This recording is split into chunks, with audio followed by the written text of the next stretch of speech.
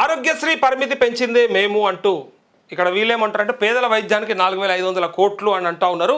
So ఆరోగ్యశ్రీపై కొందరు తప్పుడు ప్రచారం, పథకం లిమిట్ పెంచాం, గత ప్రభుత్వం కన్నా ఎక్కువగానే ఖర్చు, బడ్జెట్లో విద్యా వైద్య రంగాలకు కోత ఉండదు సీఎం రేవంత్ రెడ్డి అంటూ. రేవంత్ రెడ్డి ఏమంటారంటే ఆరోగ్యశ్రీ పథకంపై కొందరు తప్పుడు ప్రచారం చేస్తున్నారని, ఇది సరికాదని సీఎం రేవంత్ రెడ్డి అన్నారు. విద్యా వైద్య రంగాలకు ఎట్టి పరిస్థితుల్లో బడ్జెట్లో కోత పెట్టబోమని ఆయా రంగాలకు తమ ప్రభుత్వం ప్రాధాన్యతనిస్తుందని స్పష్టం చేశారు. అయితే గతంలో జరిగిన తప్పులను సరిదిద్దుకుంటూనే నిరుపేదలకు నాణ్యమైన వైద్య సేవలు అందించడానికి అవసరమైతే మరిన్ని నిధులను సమకూరుస్తామని పేర్కొన్నారు. రాజీవ్ ఆరోగ్యశ్రీ ఇవ్వకపోవడం వల్ల చికిత్స అందడం లేదన్న వాదనలో ఎలాంటి వాస్తవం లేదన్నారు. సీఎంఆర్ఎఫ్ గతంలో ఎలా దుర్వినియోగమైందో అందరికీ తెలిసిందేనని, అందుకని మరింత పారదర్శకంగా ప్రజాప్రతినిధులకు ఆన్లైన్ ద్వారా దరఖాస్తు చేయడానికి వీలు కల్పించామని చెప్పారు. అయితే గురువారం శాసనసభ ప్రశ్నోత్తరాల సమయంలో మాట్లాడిన సీఎం 27 నెలల్లో రాజీవ్ ఆరోగ్యశ్రీ, సీఎంఆర్ఎఫ్, ఎల్ఓసి రూపంలో అందించిన ఆర్థిక సహాయానికి సంబంధించిన గణాంకాలను వెల్లడించారు.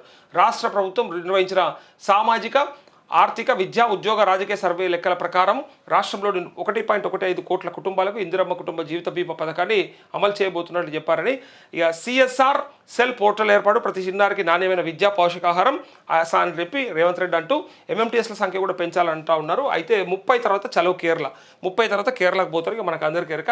అయితే ఇక్కడ వీళ్ళేమంటారు అంటే ఆరోగ్యశ్రీ తెచ్చింది బరాబరే రాజశేఖర్ రెడ్డి, డాక్టర్ వైఎస్ రాజశేఖర్ రెడ్డి తీసుకొచ్చిండు ఆయన. అందుకే ఈలటికి తెలంగాణ ప్రాంతంలో కూడా ప్రతి పేదవాడి గుండెలో నిలిచిపోయిండు, ఉన్నాడు, ఇప్పటికి కూడా ఉంటాడు, ఎప్పటికీ కూడా.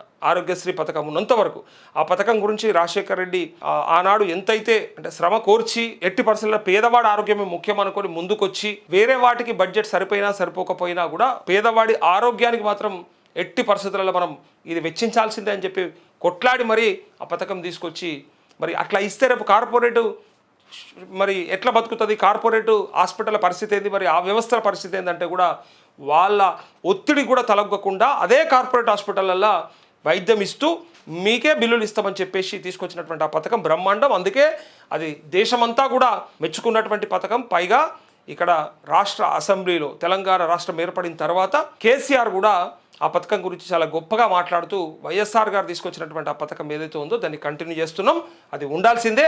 పేదోడు ఆరోగ్యంకి అది నిజంగా ఒక ఏమంటారు రక్షణలాగా నిలిచి ఉన్నది అని చెప్పేసి అన్నటువంటి ఆ మాట రియల్కి మనకి యాదికుంది. అందుకే ఇలా వాళ్ళే పెంచినటువంటి అమౌంట్ గురించి చెప్తా ఉన్నారు. అసలు పెంచింది మేము, ఎందుకంటే అది 2 లక్షలే ఉంటుండే అని చెప్పేది ఇక్కడ. ఇగో ఆరోగ్యశ్రీ పరిమితి పెంచిందే మేము, ఈ ప్రభుత్వం వచ్చాక బకాయిలు పెరిగాయి, ఆసుపత్రులు మూసుకునే పరిస్థితి. ఆరోగ్యశ్రీ విషయంలో ప్రభుత్వంపై BRS LP deputy floor leader Harish Rao విమర్శలు గుప్పించారు. తమ ప్రభుత్వ హయాంలోనే ఆరోగ్యశ్రీ పరిధి పెంచామని, కాంగ్రెస్ కొత్తగా చేసిందేం లేదని ఆరోపించారు. బిల్లులు సైతం పెండింగ్లో పెడుతున్నారని, ఆసుపత్రులు మూసుకునే పరిస్థితులు వచ్చాయని కామెంట్ చేశారు.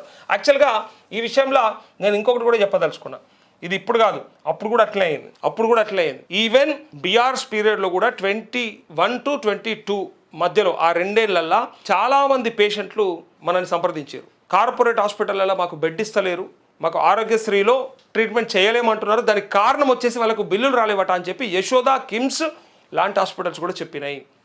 ఆనాడు ఆ హాస్పిటల్స్ డైరెక్ట్గా పేషెంట్లకి మేము బెడ్లు ఇవ్వబడవు, మేము ఇవ్వలేము, దానికి ప్రధాన కారణం మాకు బిల్స్ రాలేవు పైనుంచి, కాబట్టి మేము అసలు ట్రీట్మెంట్ చెయ్యము అని చెప్పిన సందర్భాలు చాలా ఉన్నాయి. దానివల్ల చాలామంది రోగులు అవస్థలు పడ్డారు. అప్పుడు అది బీఆర్ఎస్ హయాంలో కూడా జరిగింది. తీసుకొచ్చింది రాజశేఖర్ రెడ్డి, దాన్ని కొంత డెవలప్ చేసింది బీఆర్ఎస్ఏ, కానీ బీఆర్ఎస్ హయాంలోనే నష్టం కూడా జరిగింది, ఇబ్బంది కూడా అయ్యింది. సీఎంఆర్ఎఫ్ చెక్కులలో కూడా నో డౌట్ కొంత అవినీతి జరిగింది. అది హరీష్ రావుకి సంబంధించినటువంటి పిఏ ఎంప్లాయీ అని చెప్పేసి మనం అంతకుముందు కూడా చూపించినాము ఓపెన్ చేసి. సో ఆ తప్పిదాలను మాత్రం వెనుకోసుకోవాల్సినటువంటి అవసరం ఏం లేదు. ఒక జర్నలిస్ట్గా తప్పును తప్పే అనాల్సింది, నో డౌట్. అయితే ఇక పెంచిర్రు అంటే ఒకసారి ఎట్లా పెంచిర్రు ఏందో చూడండి. గురువారం అసెంబ్లీ అవర్లో మీడియాతో చిట్చాట్ నిర్వహించారు. ఈ సందర్భంగా మాట్లాడుతూ 2014 జూన్ 2వ తేదీ వరకు ఆరోగ్యశ్రీకి నెలకు 32 కోట్లు ఖర్చు అయ్యేవని, 23 వరకు ఆ ఖర్చు 68 కోట్లకు చేరిందని, ప్రస్తుతం అది 89 కోట్లకు పెరిగిందన్నారు. దానికి తాము పెంచామని కాంగ్రెస్ గొప్పలు చెప్పుకుంటుందని. ఒకసారి చూసినరా, నెలకు 32 కోట్లు ఖర్చు అవుతుండే, అది ఆడికెళ్ళి 68 కోట్లకు చేరింది. ఎప్పటికీ 23 వరకు, ఇప్పుడు అది 89 కోట్లకు పెరిగింది. అయితే దానికి తాము పెంచామని కాంగ్రెస్ గొప్పలు చెప్పుకుంటుందని విమర్శించారు. ఇది సహజ పెరుగుదలే కానీ ఇందులో గొప్పతనం ఏమీ లేదన్నారు. అలాగే కాంగ్రెస్ ఆరోగ్యశ్రీ పరిమితి పెంచినట్టు గొప్పగా చెప్పుకుంటున్నా 10 లక్షల పరిమితి వరకు ఎక్కడ ట్రీట్మెంట్ అందడం లేదన్నారు. ఇప్పటి వరకు కేవలం 496 మందికి మాత్రం ఉపయోగపడింది అన్నారు. కాంగ్రెస్ వచ్చిన తర్వాత ఆసుపత్రులకు చెల్లించాల్సిన ఆరోగ్యశ్రీ బకాయిలు పెరిగాయని, చిన్న ఆసుపత్రులు మూసుకోవాల్సిన దుస్థితి వచ్చిందని, తాము నిర్మాణం చేపట్టిన ఆసుపత్రుల గురించి సీఎం చెప్పుకొచ్చారని విమర్శించారు. వాటిని పూర్తి చేయడంలోనూ కాంగ్రెస్ ప్రభుత్వం ఆలస్యం చేస్తున్నదని అన్నారు. బీఆర్ఎస్ అధికారంలోకి వచ్చి ఉంటే ఆసుపత్రులు ఎప్పుడో పూర్తయ్యవని పేర్కొన్నారు. అలాగే సీఎంఆర్ఎఫ్ కోసం తాము ఎక్సైజ్ ఆదాయంలో వాటా పెంచామన్నారు. ఈ అంశాలన్నీ చెప్పాలని అనుకుంటే సభలో తమకు మైక్ ఇవ్వడం లేదని ఆరోపించారంటూ యాక్చువల్గా చివరి శాసనసభ సమావేశాల్లో వీళ్ళే నిర్ణయం తీసుకున్నారు. చివరి శాసనసభ సమావేశాల్లో నిర్ణయం తీసుకొని అది 10 లక్షల పరిమితి పెంచింది, మనమే చూసినాం. సో అప్పటికి ఇంప్లిమెంటేషన్ జరగకపోవచ్చు, కాకపోతే ₹1,00,000 రుణమాఫీ ఏదైతే ఉందో అది అనౌన్స్ చేసిన నాడే ఆరోగ్యశ్రీ పరిమితి ఇప్పటి నుంచి పెంచుతూ ఉన్నామని చెప్పి శాసనసభలో ఆనాడే తీర్మానం చేసిరు.